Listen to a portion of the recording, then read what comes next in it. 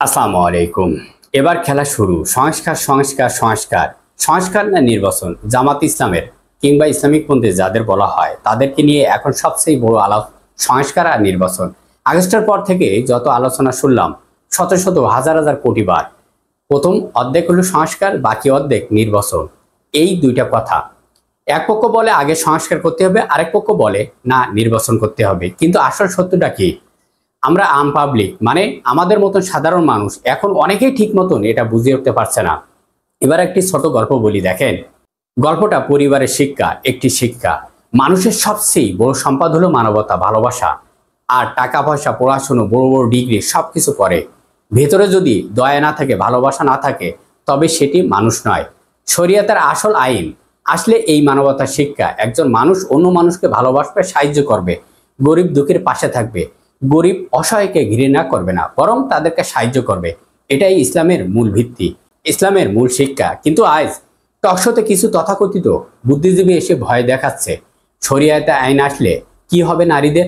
আরে ভাই, শরিয়াত নামের এই ভয় দেখানো হচ্ছে কেন? কেউ কি জোর করে কারুর মাথায় ঘোমটা চাপিয়ে দিবে? না। কেউ কি জোর করে কারুর কাপড় খুলিয়ে নেবে? না। এগুলো নিছক প্রোপাগেন্ড চালানো হচ্ছে। উদ্দেশ্য একটা, ইসলামিক কণ্ঠকে থামিয়ে দেওয়া, ইসলামীপন্থীদের দাবিয়ে রাখা। একমাত্র কৌশল। আপনার নিশ্চয় মনে আছে ফখরুদ্দিনের আমলে 2 বছর কি হয়েছিল? তখন কোনো নারী পেট বাহির করে হাঁটলে তাকে অপমান করত, সঙ্গে সঙ্গে অপমান করা হতো। সেই ভয় আবারও ছড়িয়ে দেওয়া হচ্ছে। অতএব শরিয়াত আইন মানে হচ্ছে মানুষের ভিতরে মূল্যবোধ, ন্যায় বিচার আর মানবতা। একটা উদাহরণ দেই, দেখেন। রাস্তার পাশে এক নারী হেঁটে যাচ্ছে, আপনি যদি তাকে ইপটিজিং করেন, শরিয়াত কি বলে? এটাকে অনুমতি দেয়? দেয় না। বরং এই অন্যায়কে রুখে দেওয়া শরিয়াতের শিক্ষা। এখনকার আইন তো বলেই ইপটিজিং অপরাধ, মানে শরিয়াত আলাদা কিছু নয়, বরং ন্যায় বিচারের মূলনীতি। কিন্তু আজ যারা ধর্ম নিয়ে বলছে, ধর্ম নিয়ে রাজনীতি করবেন না, তাদের উদ্দেশ্য বলি, রাজনীতির আসলে সমাজ থেকে তৈরি হয়। আর সমাজ চালাতে গেলে ধর্মীয় মূল্যবোধকে এড়ানো সম্ভব না। নবী করিম সাল্লাল্লাহু আলাইহি সাল্লাম মদিনায় যখন রাষ্ট্র সংগঠন করেছিল, তখন কি সেটে রাজনীতি ছিল না? হ্যাঁ, ছিল। আর সেই মদিনার সংবিধান তো ইসলামিক প্রথম রাজনৈতিক দলিল, তাই না?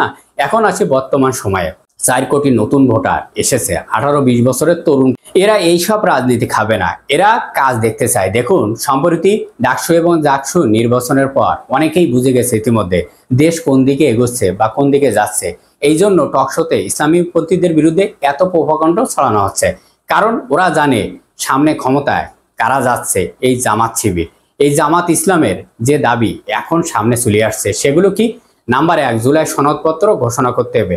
নাম্বার 2, পিআর সিস্টেম মেনে নির্বাচন করতে হবে। নাম্বার 3, জাতীয় নির্বাচনের আগে স্থানীয় নির্বাচন দিতে হবে। নাম্বার 4, যারা অতীতে স্বৈরাচারকে সাপোর্ট করেছিল, এই 14 দল, তাদের নিষিদ্ধ করতে হবে। এই দাবিগুলো কি অসম্ভব? না। কারণ শেখ হাসিনা দেশ ছাড়ার আগে 4-5 দিন আগে জামাতকে নিষিদ্ধ করা হয়েছিল। কারা করেছিল? সেটা কার চাপে হয়েছিল? এই 14 দলের। তাই জামাত বলছে যারা আমাদেরকে নিষিদ্ধ করেছিল তাদেরকে নিষিদ্ধ করা হোক। অন্যদিকে বিএনপি কি বলছে? ওরা বলছে ওরা নিষিদ্ধ চায় না, ওরা বলছে সবাইকে নিয়ে নির্বাচন করতে চায়, সবাইকে নিয়ে নির্বাচনে যেতে চায়। এখন প্রশ্ন, জনগণ কাকে সমর্থন করছে? ফেসবুকে বা ইউটিউবে কমেন্টে যদি আপনি যান, দেখবেন জামাতের দাবি বিপক্ষে সাধারণ মানুষ কোনো কথা বলছে না, বরং অনেকেই একমত পোষণ করছে। কারণ এদের দাবি অধিকাংশ যুক্তি আছে। এই মুহূর্তে যদি আপনারা জনগণের সাথে চলে আসেন, তাহলে কিন্তু দেখবেন সবার মনে ভালোবাসা আর ভালোবাসা হয়ে যাবে। আর যদি আপনারা বলেন যে না, আমরা মুখোমুখি দাঁড়াবো, দেখি কার শক্তি বেশি, যদি মাঠের শক্তি পরিদর্শন করতে চান, করেন, অসুবিধা কি? কথায় আছে না, গ্রাম্য ভাষায় জোর যার মুল্লুক তার। ওই সিস্টেম যাইতে চাইলে কিছুই করার নাই। আগের ওই পুরনো সিস্টেম ভেঙে চুরমার করে দিতে হবে। যদি না দেন, তাহলে কিন্তু ডাকসু এবং জাকসু নির্বাচনে তো দেখা গেছে স্থানীয় নির্বাচনের আগে হলে কি হয়, তখন আসল চেহারা বের হয়ে যাবে।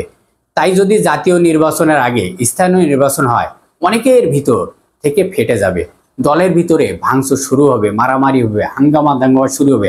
এখন বিএনপি বা অন্য দলগুলো যদি বলে সব ঠিক করব নির্বাচনের পরে, তাহলে মানুষ বিশ্বাস করবে কিভাবে? আগে বিশ্বাস আনতে হবে। খেলা শুরু।